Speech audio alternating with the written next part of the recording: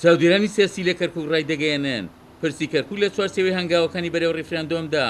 ڕوبەڕووی ئاستەنگ و پراوێستخستن هاتووە و بە بڕای چاودێرانی سیاسیش ئەو ئەفدانەی بۆ گفتوگۆ و دانوستان لە ڕابردوو سەردانی بەغدایان کردووە گرنگی ئەو تویان بە مەسەلەی کەرکووک نەداوە. ڕاستە ینی کەرکووک بەشێکە لە کوردستان و ئێستاکە ئەو ئیدارە کوردیەکەوە لە هەرێمە خۆی بە خاوەنی ئەزانێ بەڵام لەسەر ئەرزی واقع هەنگاوەکانیان بەو شێوەیە نییەکەوە باسەکرێت لە ڕاگەاندنایان کەرکووکیان بەلاوە زۆر گرینگە کاریگەری هەر هەبووە یانی تۆ واقعی کەرکووک نبینی ئێستاکە چۆنە کاریگەری چۆن نییە ئەوەتانێ کەرکووک لە هەموو ڕوویەکەوە چ لە ڕووی ئاوادانکردنەوە چ لە ڕووی بژێویەوە چ لە ڕووی تەنانەت سایکۆلۆژیەتی خەڵکەکەیشەوە ئێستاکە لە دڵ ڕاوچەیە ژیان ئەگوزەرێنێ خۆی بێخاوەن ئەزانێت کەرکووک کاریگەری زۆری کردووە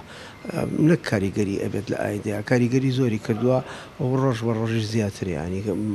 کەرکووک پاشە کشاکە وەکو کێشەیەک وەکو شارێکەوە کێشەی لەسرە وەکو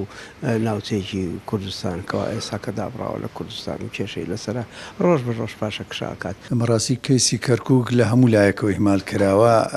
وایە ئەمە وەفدی یەکەم نییە وەفدەکانی پێشوویش هەتا لەسەر مادەی 140 مەسەن ئێستا و کەسانێک کە سەربەرشتی مادەی 140ەکەن خەڵکی شارەکەیش نین شارەزایکی وایە نییە تەنها مەگەر بە وەرەقە و قەڵەم پێیان بڵێن شتەکانیان پێم بەڵام ئەگەر نوێنەری کەرکووک لە ناو ئەو وەفدانە بێ و لەو مەسلەی 140 نوێنەری کەرکووکی تیا بووە من پێم وایە وەزاکان وەکیسە نابوو باشترە بوو بەداخەوە لەو مەسلانە لە هەموو لایەکەوە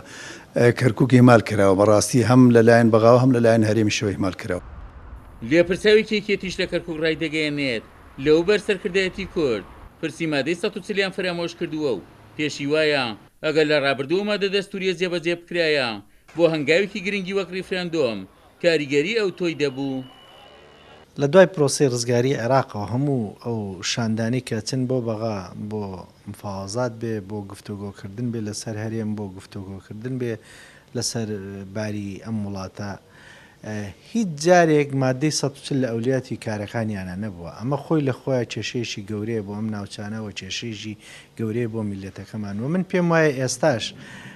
کە مەسلەی ڕیفراندۆم هاتوۆتە پێشەوە قسە و باسی لەسەرەکرێ بێجێبەجێکردنی مادەی 140 من پێم وانییە ڕیفراندۆم لەم ناوچانە مۆفەق و سەرکەوتن بەدەست بێنێت. وەک چاودێرانی سیاسی ئەمەژی بۆ دەکەن لەگەڵ تێپەڕبوونی کات و مانەوەی حەویجە لە ژێردەستی داعش وەکە ڕەشەیەک و نەبوونی ئەمەدەکاری پێویست بۆ ڕیفراندۆم و زامن نەکردنی متمانی پێکاتەکانی تر ئەنجامدانی ڕیفراندۆم لە کەرکووک دەکەوێتە بەردەم دوو ڕێیانەوە. وەک چاودێرانی سیاسی ئاماژەی بۆ دەکەن سەرباری وادە دەستنیشانکراوەکەی ڕیفراندۆم بەبێ جێبەجێکردنی مادەی 140 ئەستەمە ڕیفراندۆم لە ناوچە جێناکۆکەکاندا سەرکەوتوو بێت. عومەر غەریب، کورسات نیوز، کەرکووک.